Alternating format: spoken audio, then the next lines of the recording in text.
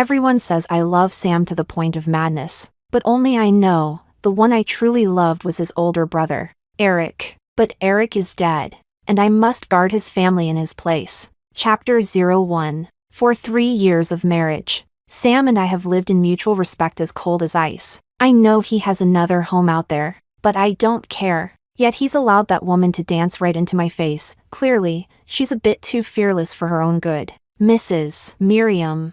Sam's drunk again. Can you come pick him up? One of Sam's friends asked tentatively over the phone. I pressed my lips together, staring at the project proposal in my hands, my brow furrowing. Because, damn it, this was already the 31st time Sam had gotten drunk this month. Just then, a delicate female voice drifted from the phone. Sam, drink a little less. Oh, so this is a declaration of war? I put down the proposal and changed my tone. I'll be right there. Madam, please be careful on the road. The butler, Mario, respectfully opened the door for me. I chose a red Ferrari, bringing with me a simmering rage to the Junja Club. The bar manager was already waiting at the entrance. Lead the way. My voice was as cold as March ice, laced with venom. The manager didn't dare delay and led me straight to Sam's private room. When the door opened, the entire room fell silent. Everyone around Sam knew my arriving at this time meant my anger level was off the charts. And since I'd arrived so quickly, clearly the fire was blazing. The woman next to Sam gave me a provocative look. I guessed she was Victoria. Rumor had it she was the one Sam kept closest to his heart. Sam had protected her well. This was the first time I'd actually seen this delicate little flower. She looked young, probably just graduated, not yet bruised by the world. Don't ask how I know. Ask her eyes. In them I saw the clear glint of stupidity. Sam, get up and go home. My fury boiled over. Miriam, you're too fierce. Victoria clung to Sam's arm, turning to accuse me with bold arrogance. Chapter 02. And who exactly are you? Are we close? Who gave you permission to call me Miriam? I sneered, pretending not to know her, my gaze full of disdain and pressure. I'm Victoria. I'm Sam's girlfriend, Victoria stammered under my stare, shrinking back behind Sam in fear. Girlfriend? Did I hear that right? You're my husband's girlfriend? I actually laughed out loud. The mistress had come dancing into the wife's face. I picked up a glass of wine and splashed it straight into Sam's face. You think I'm dead? Letting your woman parade in front of me? Sam, you're really shameless. Sam finally looked me in the eye. With a mocking tone he said, go home? Wherever Victoria is, that's my home. Ah, Miriam, stop being shameless. Victoria finally reacted, grabbing a glass of wine to throw at me, but my bodyguard stepped in and blocked it. Not a single drop landed on me. I thought to myself, another day of my charisma saving me. Truly, everyone loves me. I patted the bodyguard's shoulder. Double your salary. Victoria, that's enough. Sam pretended to warn her. In reality, he was afraid I'd retaliate against her. After all, compared to a shrewd businesswoman like me, this little pitiful girl who could only rely on him was really no match. I had to admit, Sam knew how to read the room and play the game. But such a person, was he really just a fool? I wasn't so sure. Sam, I was only trying to help you. Miriam was the one who went too far first. Victoria pouted unhappily. Be good. Sam patted her head reassuringly. Victoria threw me another provocative glance. Too young indeed. Forget it. I don't like sitting at the kids' table anyway. After all, I was supposed to be her sister-in-law, but instead I turned her man into a remarried man. With a cold face I said, go home. Sam replied coldly, why should I listen to you? I gritted my teeth. Go home. He snapped back. No. I laughed angrily. Sam, are you sure? Sam's defiance was firm. Please invite Miss Victoria over to our house for some tea. I gestured to my bodyguards. Don't touch her. I'll go back with you. Sam shielded Victoria behind him, eyes blazing with vigilance. See? Would have saved me time if you'd obeyed earlier. My tone softened. You know, this. Sam cut me off. Time, I've lost at least 10 million already. Miriam, I'm sick of hearing you say it. Can't you pick a new line? You married me for my family's wealth. Didn't you? I was right all along. You're a disgusting, greedy woman. He jabbed his finger at my nose. No one in the room dared breathe. My sharp tongue and ruthlessness were infamous. Chapter 03. Ha ha ha, I laughed loudly and said, Sam, you're right. I am greedy for your family's fortune. So why don't you, as the only heir of your family, stand up and fight me for it?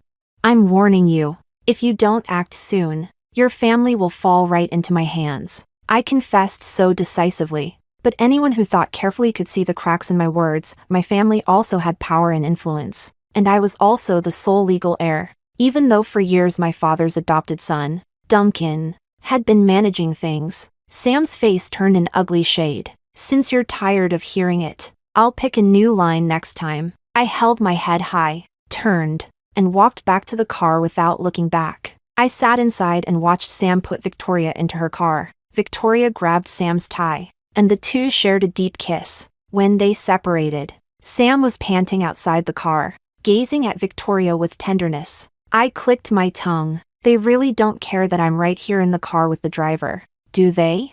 Only after watching Victoria leave did Sam walk toward my car. You drive. I tossed the keys to him. I was too tired. I was afraid I'd crash the car, dragging Sam down with me. If I died, I'd cry to death. Really, I could die. But Sam couldn't. He was the only one left in his family. He couldn't die. I drifted into sleep. When I woke again, it was already the next day. My memory was still stuck on last night in the car. Mario, how did I get home last night? I asked casually over breakfast. Young Master Sam carried you back. Madam, actually. The second young master was also pretty good. Mario knew about me and Eric. Since Eric had died, he probably hoped I'd let go and cherish the person in front of me. Mario, you're overstepping. I warned aloud. No one could make me look forward. I would not look forward.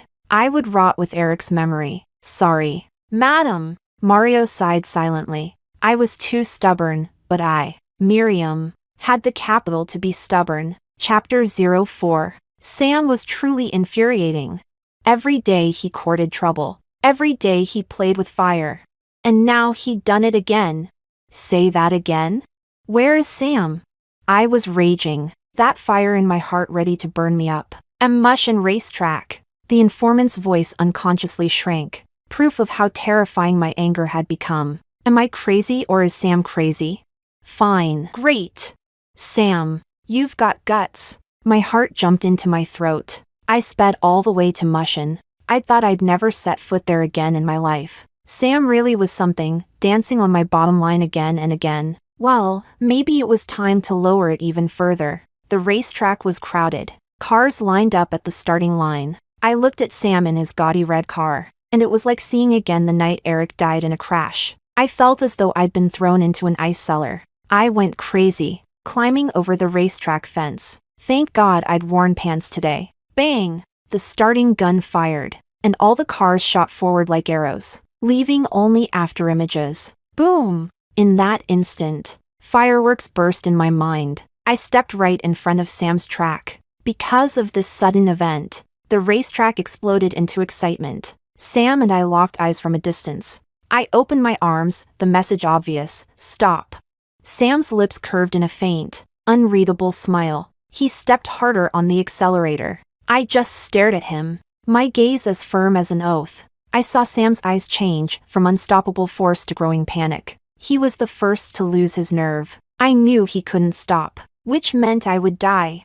At that speed, even if I survived, I'd be crippled. He slammed the brakes. The car screeched to a stop 50 centimeters from me. Chapter 05. I secretly let out a breath of relief. Sam also secretly exhaled, scrambling out of the car. Miriam, are you trying to die? Withdraw from the race, I ordered. Sam's face went cold. This race was important to him. Get out of my way. He returned to the car. I grabbed the door. Sam truly got angry. Miriam, do you have a death wish? I compromised. You really have to compete, don't you? Sam answered without hesitation. Yes. I smiled. Then get out. I'll race for you. 3 years ago, I hadn't stopped Eric from going on the track. Today I wouldn't stop Sam either, but this time, I would go in his place. Referee, start a new round. I'll race for Sam, I commanded the referee not far away. Yes. Yes. The referee was unusually respectful, visibly excited. Others didn't know who I was, but he definitely did. After all, Mushin still had my legend. Sister was just that powerful. Miriam, the company is practically already in your pocket. Are you sure you want to risk your life racing for me? Sam was betting I'd refuse, thinking I was afraid of death. But he didn't know the one thing I feared least was death. Yes, if I lose, I'll present my head. Sam stared at me blankly. I thought he was seeing someone through me. He was silent for a long time, then stepped off the track into the stands. Sam finally muttered, "If you lose, then you lose. Miriam has never lost," I said with full confidence. I watched Sam sit next to Victoria, the two of them whispering. Sam didn't even glance at me. "You ungrateful little thing," I thought, though a strange warmth spread in my heart. Sam, stay like this. Guard this home and be happy. Don't end up like your brother and me. The gun fired, and I floored the accelerator. I knew Mushin too well, even with my eyes closed. I could complete the track. I left everyone far behind. Not even a shadow left in their view. I went completely wild. The referee wept with joy. The twin gods are still the twin gods, even after all these years. Her driving is still unmatched. The stands went briefly silent, then erupted in shouts. The twin gods referred to me and Eric. But 4 years ago, Eric had fallen at Mushin, and I had retired. Only our legend remained. The camera zoomed in. I flicked my hair and drove one-handed. I glanced at the big screen, admiring myself, charming but not virtuous. In that moment, I felt fully alive again, my whole being shouting, "Watch me make you fall for me." I crossed the finish line, and only 30 seconds later did the second-place car crawl in. Awesome! The referee and the crowd's compliments were things I was used to. At that moment, I suddenly understood Sam's line about being tired of hearing me tell him to go home. He really had been tired of it. Truly, the speaker speaks casually. The listener takes it to heart. Chapter 06. You should come home with me now. I walked toward the stands. Up to Sam. "Miriam, did you know my brother?" he asked. Sam stared at my face, not missing the flash of pain across it. I knew Eric. My voice was faint, carried off by the wind on Mushin. I pressed my lips together, unwilling to say more. "I'll take Victoria home first." Sam still stared at me relentlessly. I nodded. "Okay. Remember to come home." I didn't look like Sam's wife. I looked like his housekeeper, or maybe the term sister-in-law fit better. I thought, if Eric were still alive, Sam would surely call me sister-in-law. I longed to hear it. I left the stands. Many people wanted my autograph, but once I put on my sunglasses, I didn't love anyone. My powerful aura succeeded in keeping them back. No one dared provoke me. Once I was outside, I exhaled deeply. Out in the world, identity is what you make it. Living in this world is the same. Decide what you want to be, and you have that identity. But whatever identity you choose, it limits you. So don't define yourself too easily. Live, as free as the wind. That night I was awakened by noise. I thought I heard Sam losing his temper, but I was too sleepy and ignored it. The next morning I asked Mario, "Did the second young master come back?" Mario replied, "He came back, saw you were already asleep, and slammed the door as he left again." "Heh heh heh, such a temper," I said sarcastically. "Arrange it. It's time to meet that second uncle." I thought to myself, it's time to end this. Outwardly I smiled, but no one knew the sorrow inside me. I didn't need anyone to know, but living was really too painful for me. "Sorry to keep you waiting, second uncle." I pushed open the door, full of presents. This was my final battle to seize the company. Soon I could emulate Zhuge Liang, devote myself to the end, and die having done my duty. So this battle needed to be fought with full momentum. Chapter 07. As expected, something unexpected happened. I unexpectedly saw Sam. I gaslighted myself, thinking maybe I hadn't slept well and was hallucinating. I slammed the door shut, then opened it again. Damn it, Sam was still sitting there. It's really Sam, not a hallucination. I looked up and saw them staring at me like I was a fool. My mind raced, and I quickly figured it out. This second uncle really is that one and only pure white jasmine flower, the lone white swan in a world of black swans. Sam's only dependable ally in the future. Well played, Sam. Playing the pig to eat the tiger with me. Huh? You even fooled me. I flopped down casually on the seat, completely relaxed. That ice cold, high and mighty persona, I'd kept it up for 3 years. 3 years! Over 1,000 days and nights, wasn't easy. Uncle couldn't hold back and finally said, Miriam, listen up. I won't give you my shares. This family should stay within the family. Give up your wishful thinking. At worst, we'll all go down together, no one will win.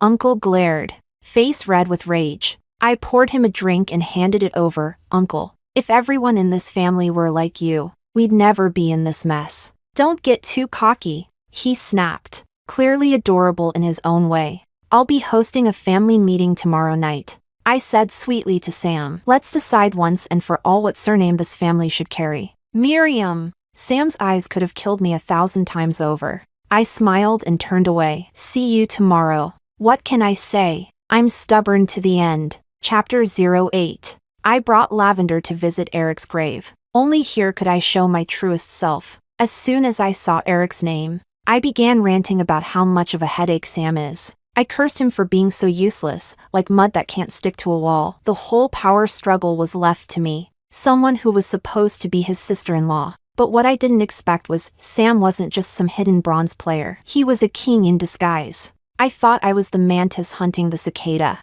only to realize that Sam was the eagle swooping in from above. Now I'm finally at peace. Sam's not that bad. If he takes over the company, I'm okay with that. This story should end. I didn't attend the family meeting. I sent Mario in my place. He brought Sam a gift from me, all the company shares I held. I also left a will. If I die, everything I own goes to Duncan. I drove to Mushin, my heart as calm as still water. I was going to see my love. The legend of the twin gods of racing should live and die together. I'll meet him, my way. Eric, I'm coming to find you. Wait for me. Just a little longer. The sky poured down rain, just like the night Eric died. I remember sitting in the spectator's seat, watching him send me a heart emoji. I smiled sweetly, but the storm made me uneasy. I wanted to tell Eric not to race, but I knew I couldn't. This race meant everything to him. It was his retirement race.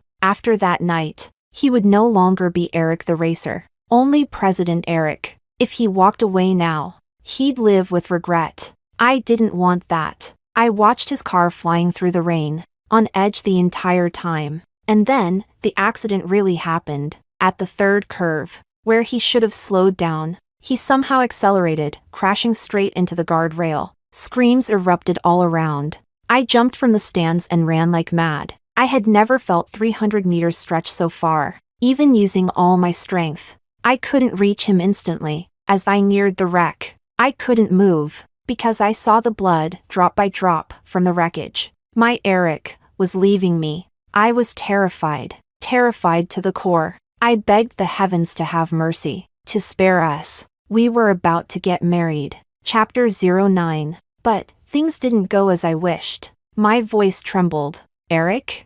I saw a piece of glass lodged directly in his heart. He looked up at me, dazed. Miriam, don't cry, don't cry. That fool, even at the brink of death, was still trying to comfort me. Miriam. Eric kept repeating those 2 words, his hand trembling as he reached out to me. I grabbed it. I promise you, as long as Miriam is alive, your family will live on. Eric, hold on. The ambulance is almost here. We haven't even gotten married yet. Eric, don't leave me. Don't leave me. Please, Eric. For me, stay alive. I was crying uncontrollably. Eric tried to wipe away my tears, but his eyelids grew heavier and heavier. I'm sorry. Miriam, forget me. After saying that, he finally closed his eyes for good. Eric? In the pouring rain, I held Eric's head in my arms. What I held was my entire world. But he was gone. Blood soaked my white dress. From that moment on, I grew to hate the color white. We promised to grow old together. How could you leave me behind? You liar. Eric. Big fat liar. I hate you so much.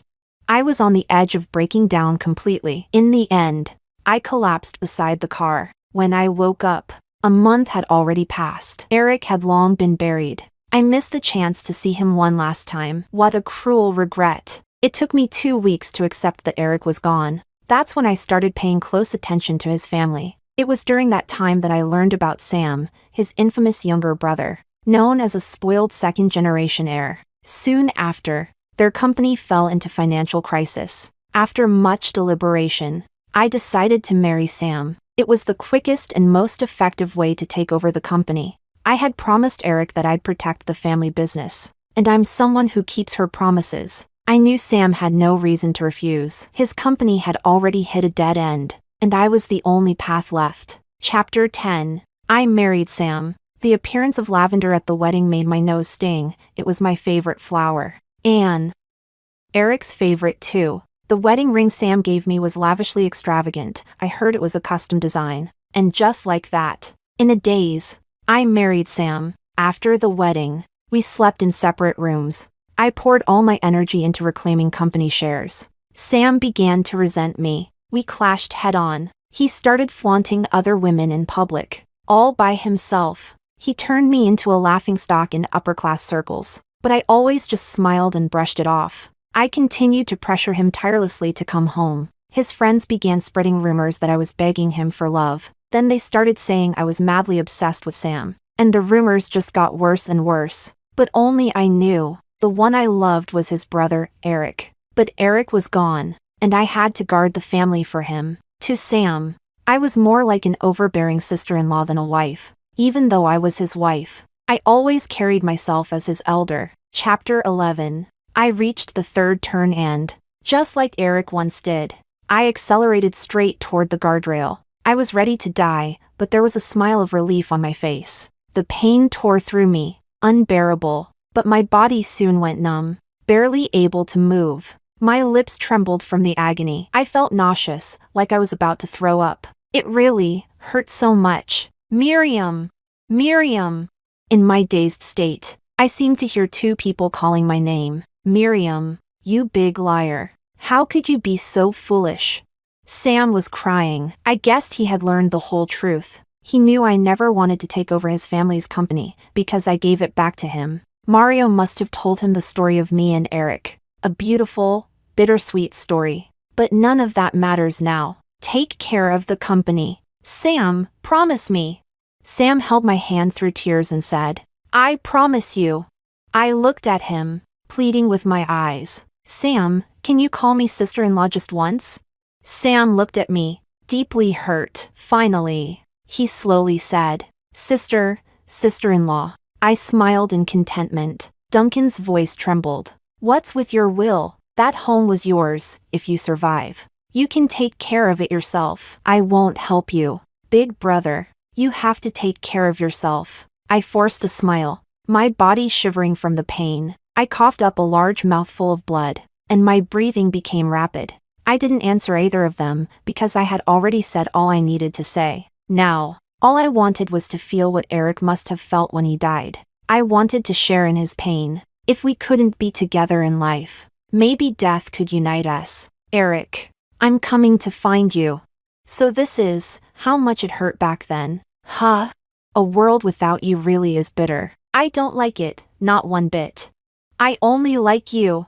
Eric. Eric. Eric. My voice grew fainter and fainter. As consciousness faded, I finally heard their voices clearly. Duncan said nervously, Miriam, hang in there, the ambulance is almost here. Sam cried out desperately, Miriam, don't leave me, don't leave me. Sam begged helplessly, Miriam, I'm begging you, live for me. Those were the same words I once said to Eric, and now Sam and Duncan were saying them to me. Maybe every farewell is just one person begging another to stay alive, while the other, helpless and broken, fades away, leaving behind 2 people's regrets. Then 3, and eventually more. I'm sorry, I whispered, and finally closed my eyes. Eric, I'm coming to find you. Eric, my love, I've come to follow you. We can finally be together again, in our next life. Let's love each other early. Let's not wait until we're on opposite sides of life and death, filled with endless regret. My dearest Eric. Extra Chapter 1. Eric. Miriam and I never really got along as kids. When we were little, she grabbed for my bear cookies. I refused, and she sat on the ground crying for 2 hours straight until my dad dragged me home and gave me a good beating. She happily walked back to the villa next door, claws out, holding the entire box of bear cookies. That's how our grudge began. Little Miriam was such a nuisance, but grown-up Miriam, she's beautiful. She's funny. She has a dazzling, striking face. Just standing there she could draw everyone's eyes. And gradually, I was drawn to her too. Miriam in front of others is icy cold, untouchable, but only with me could you see her goofy, silly side. How to explain her?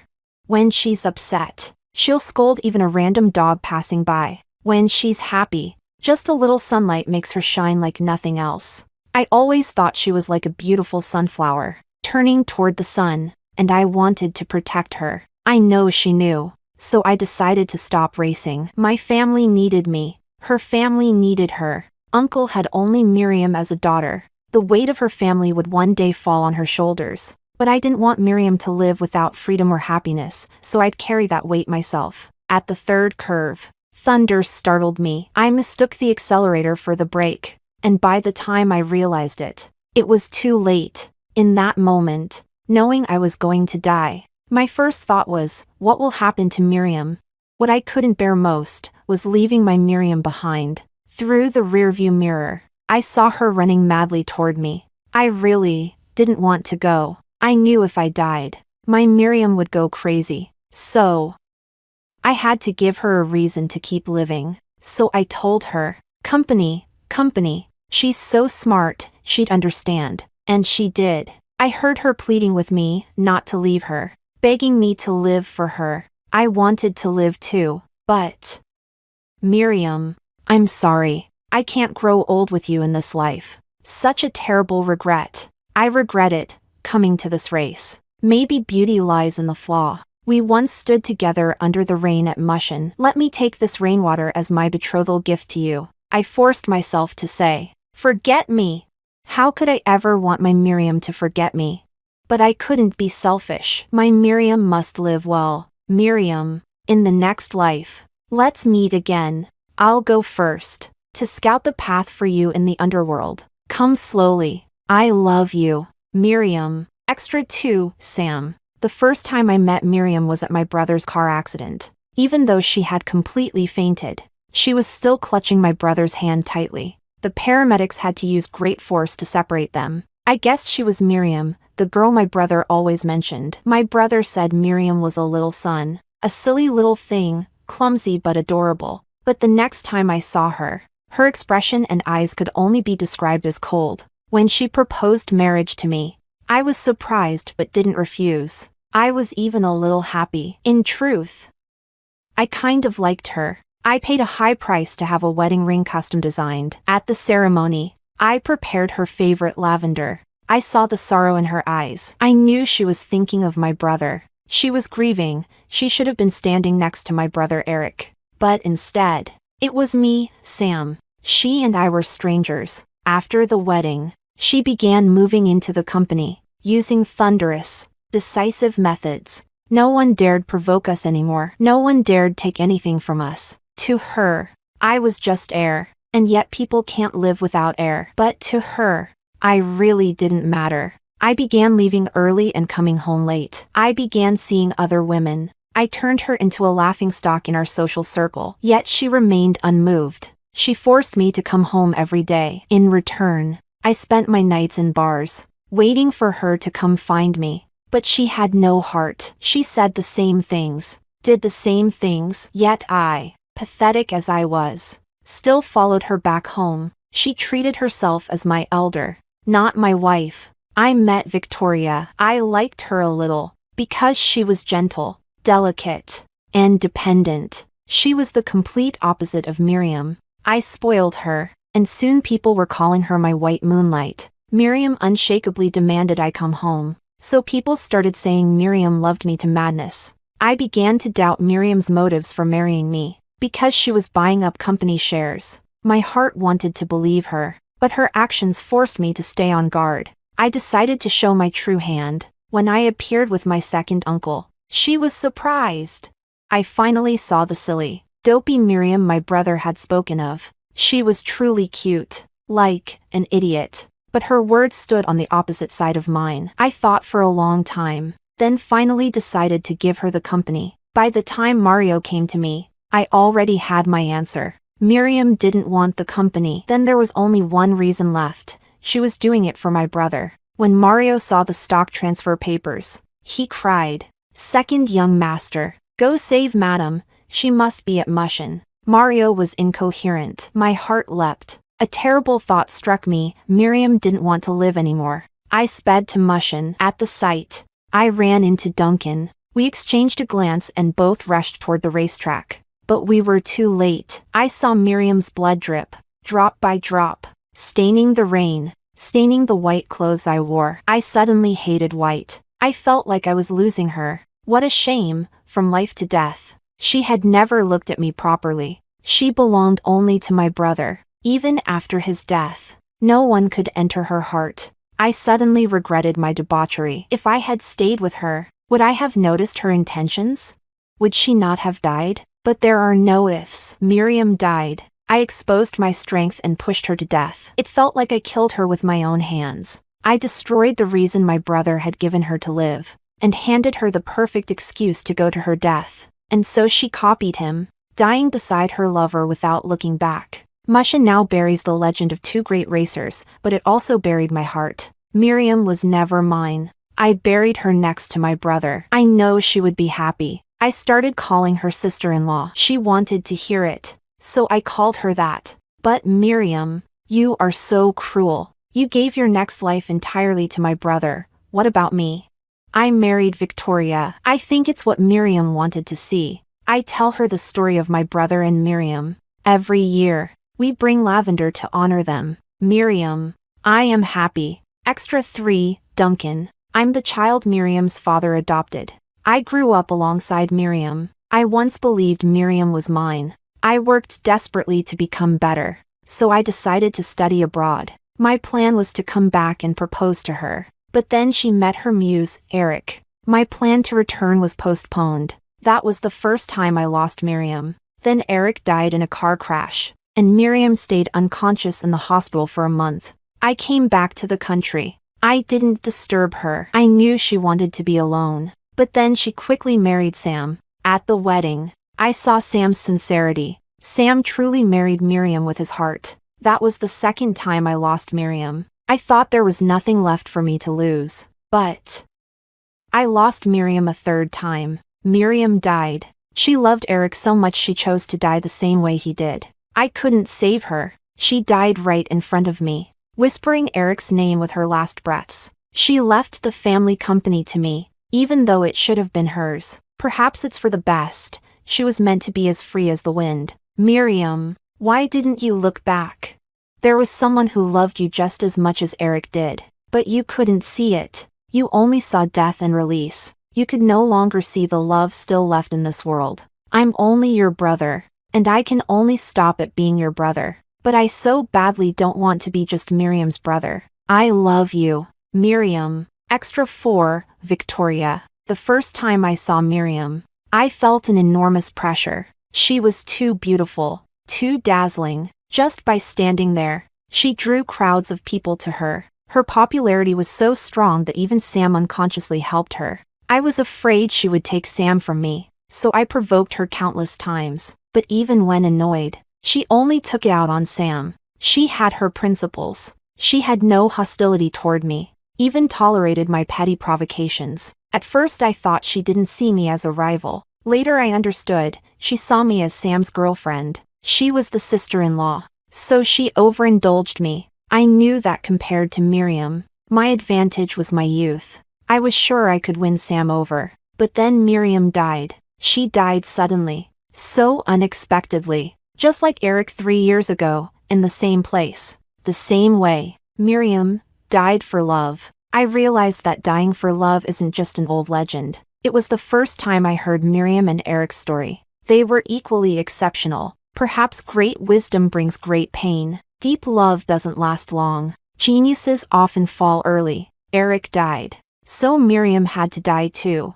She used the shortest time to consolidate the company and hand it over to Sam. I guess that was the path Eric left for her. But she didn't want it. She went to her death without looking back. She fell so beautifully, even in death. She was brilliant. Her love was extreme. But it cut to the bone. If only she had turned around. Countless people could have loved her instead of Eric. But she only wanted Eric. Miriam, I truly envy you. Loving so openly. In your next life. You must be happy. I bless you. Oh, and by the way, I married Sam.